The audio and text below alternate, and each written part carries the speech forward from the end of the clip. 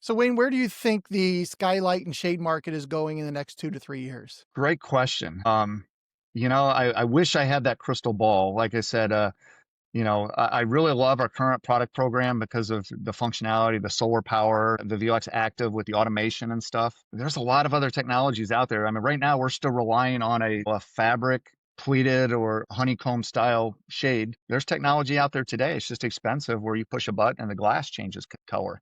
Yeah.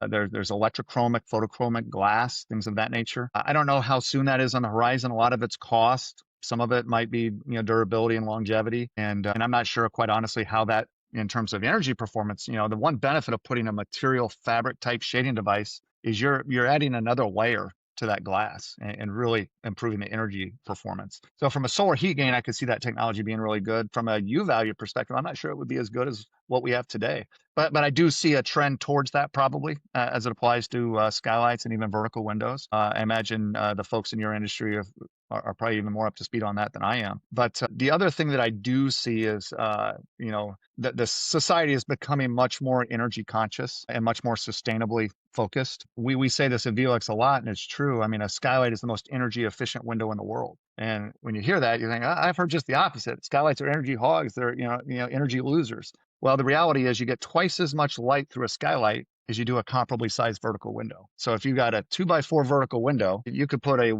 2x2 skylight, half the size, and get as much light, and I would argue a better quality of light through that skylight than that vertical window. But when you talk about an energy envelope of a building, that's powerful. If you can get twice as much light or as much light, but with half the fenestration area. And smart architects, smart builders, as energy codes get more stringent, I think our category and our products are going to become much more relevant. And I think we're going to see the adoption of skylights and daylighting through the roof only improve. In terms of my crystal ball, and the reality is, said our market penetration now is, depending on where you're at, 10 to 20% of homes. So, we've got a huge growth trajectory to get to where we want to be, which is, 100% Yeah, of homes out there having some sure. kind of skylight or tubular daylighting device. Yeah, lots of upside for you.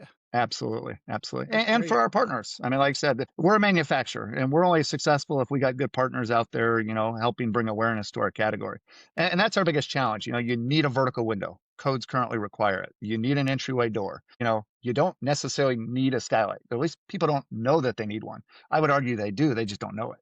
And so over time, I think, as we build out our network of installers, our specialists, as our company grows, our advertising and marketing budgets grow. And again, the sustainability argument really bodes well for our product category because it is the most sustainable way to daylight a house. It's the most energy efficient way of doing it.